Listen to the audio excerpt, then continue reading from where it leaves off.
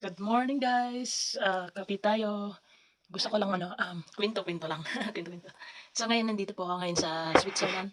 So nandito ako sa kwarto ko, ayan. Tapos ko lang mag-asikaso, linis ng kwarto, siyempre kailangan malinis.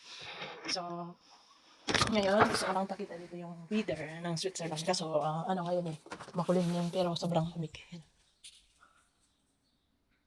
Guys, winter siya dito. Kaso wala pang ice, walang ice siya. Minsan last year ang daming snow tapos ice, naging snowing siya.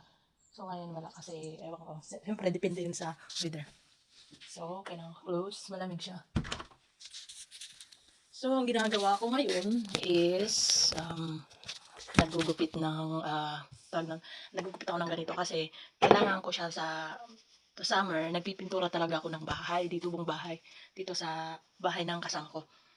So ayan, damit kong pang siya, pang araw-araw, dati ngayon is old na. So kailangan natin gupitin para magamit siya sa next na pagpipintura ko. So ayan. So kape tayo guys. Kwento-kwento lang tayo. Walang maga. Kahapon, galing pala ako kahapon sa nag-pick up kami ngayon. Ay kahapon ng shoe kasi shoe ski. Hindi siya ski. Sa German tawagin is Schlittschuh. Schlittschuh. So sa English naman siya, Skate shoe. Skate shoe. Yung 'di ba, yung siya, ito siya. Asa tayo bili? Dito siya. Yung kahapon, hindi ko alam kung saan. Sa baba.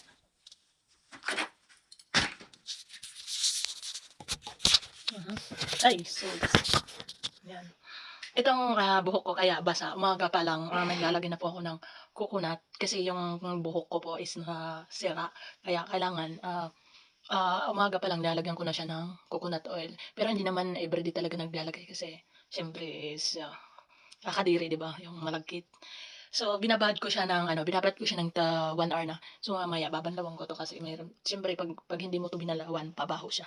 Naalala ko tuloy nung nasa summer ako, yung pagkagising ng umaga tapos nung maliligo na kami, ito talaga nilalagyan namin yung coconut yung galing sa niyog, yung niyog niya sa 'di ba, yung kinakadkad tapos nilalagay talaga dito. Tapos siyempre nakakadirin kasi pati yung niya, ewan ko sa anong Tagalog, basta sa'min basi.